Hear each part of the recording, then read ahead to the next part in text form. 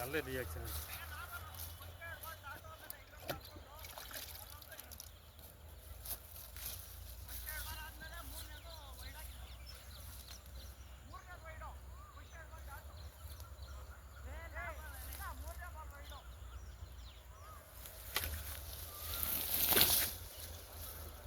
இதுதான் sir point. இதே தான் பாயிண்ட். கம்பி கிம்பி அடிச்சுங்க தைரியமாக. 1360 அடி வரைக்கும் போடுங்க. 360 வரைக்கும் போடுங்க. இருங்க, தண்ணி கொஞ்சம் இருக்குது. நான் பார்க்குறேங்க.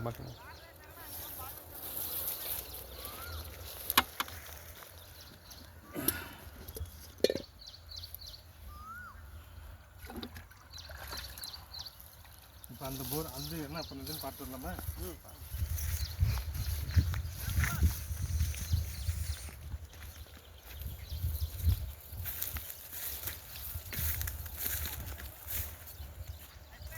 பாருங்க, இந்த இடம் எனக்கு எந்த ரியாக்ஷன் ஆகல.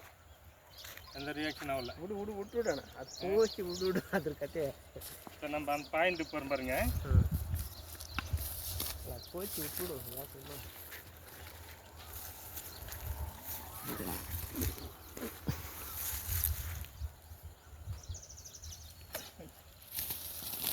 இதுதான் பாயிண்ட். இந்த இடம் வரும்போது அந்த ரியாக்ஷன் எல்லாமே கிடைக்குது.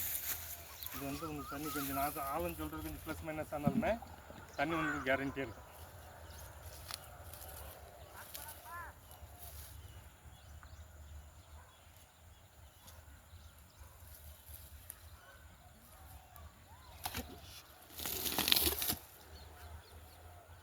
இதே தான் சார் பாயிண்ட்டு.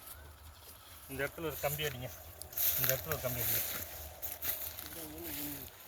இதுதான் பாயிண்ட் சார். இது உங்களுக்கு 2 இன்ச்சு குறையாமல் வரும். அந்த மாதிரி காமிக்குது எனக்கு.